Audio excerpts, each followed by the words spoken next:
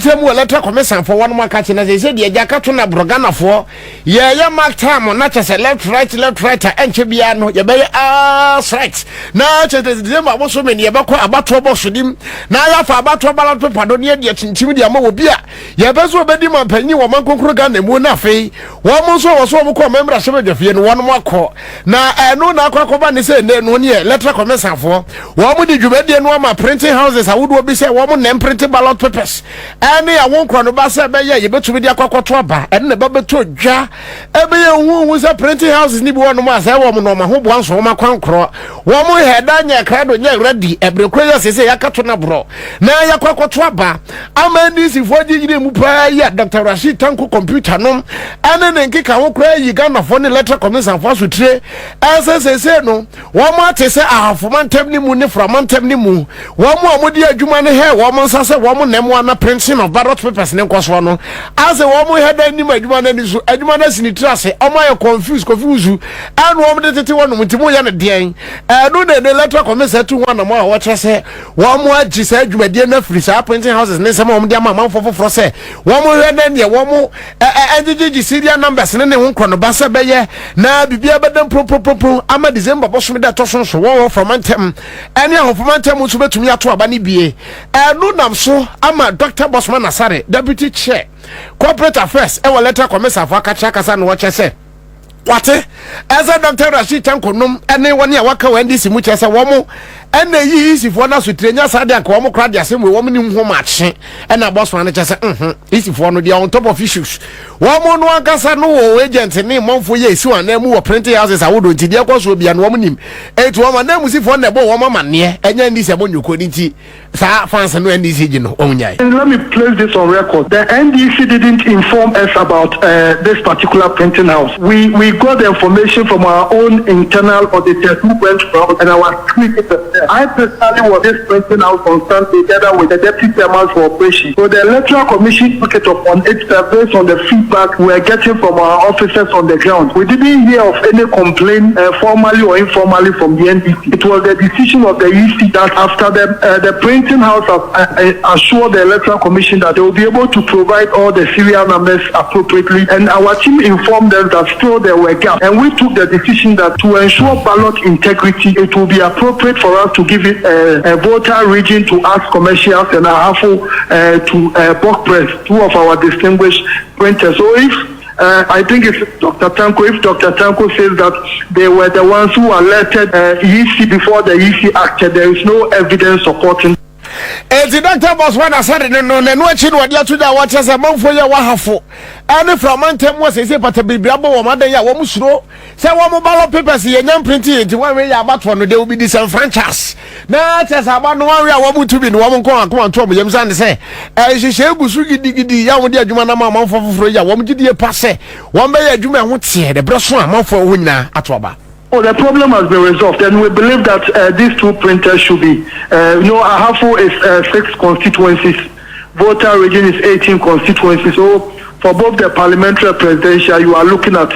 12 constituencies for Ahafo, 36 constituencies for Volta region. And we believe with the track record of this printing house, later by Monday, printing should have reached, then the checking will go on. So, we believe we are still on track. We are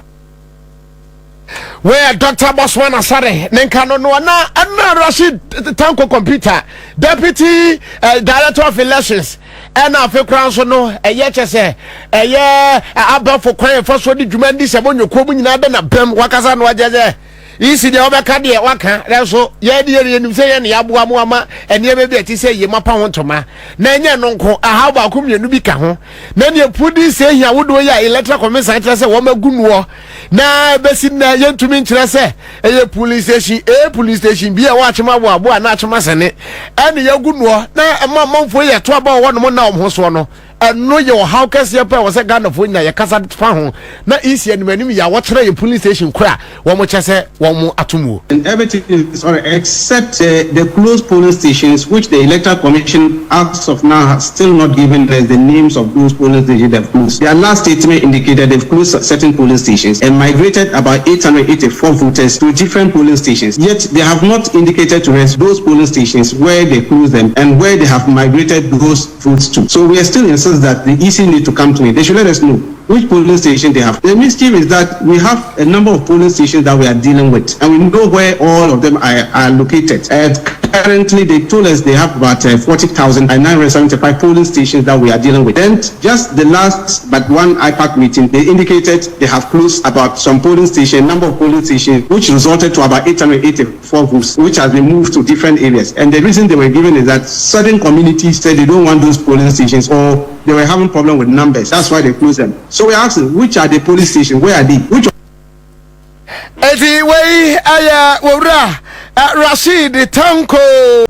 Asiye anya wobeka ya na watwi mu asem kase beto monteso na eye Supreme Court wani wura ban Kings for Samana Bagwin ana afi wura Alexander Afanyo Market wanu manso twe na da ho say na speaker adan ya wakodi class city vacant ya say to be any speaker was wo declarity ani Afanyom de ko ya no no mo chese wo mo ma speaker trace already na wa ya na no say wo declare city be vacant no ensensan na eno na ja Supreme Court ko asetena no wo chekire mranim no waje speaker head ni say to me ni say wabomade apam obi edi film la hwe dwafie ho adanya enipa kro no ese wodne ho kwa akodam nyoko bi ana asempo ene enipa kro no waba kwanten kro ena sese wodan hu dua bronya kwa akodam nyoko bi eno na nam so ya yetwe ne sane abasam owura ya wono na ye ningo pampam abato mpe so mra hwe dwani sam na te George dodo na friend jata eme wodena no ato nsem awudo ye kwa so Supreme Court ni mu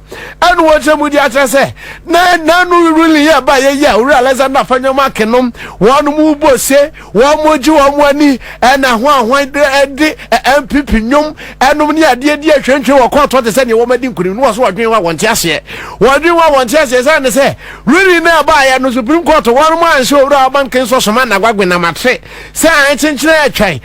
suni ba na wodan na de ne nyanti wonan ne hu da bi wo mu chechire nsem mu keke na kire ye enti we no kra no ase emra no e ba ya ne really na e ba ya no common sense be chiro de court no won be so chire eto owura Sam George kra de wo chira ebe ya speaker to na dwimu no won proskoto sansem no e court so court no kra to ba bi sanse wo bia ni wono ma wa hye no wo se wonye ABCD wono so de ne ho yamra hye dwa ho no wo so wo mutumi owura Sam George nsem wo de atodwa eni that these members of the bench are in, because it's obvious to them and obvious to anybody who applies common sense to the ruling to realize that there is a battle of wits between common sense and the ruling that has been given by the majority grouping in this case. Like, there is a complete battle between common sense and logic and their ruling. The majority decision in this case, and you see, because even the judges led by the Chief Justice in the majority realize the lack of common sense and the lack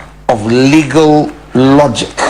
in their ruling, they only deal with relief one, that's assault. They are silent on relief 2, 3, and 4. And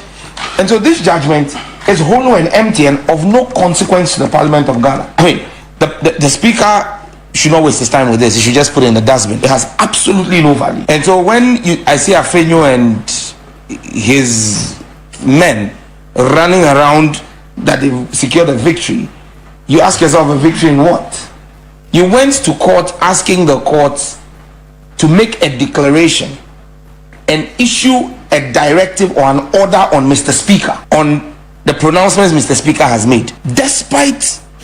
for want of a better phrase, unreasoned judgment and logic espoused in the majority judgment. They realize that will be pushing the boundaries too far, and so they stay away from making any ruling on Mr. Speaker. So there is no ruling on Mr. Speaker. If you read the whole thing, there is no directive to Mr. Speaker.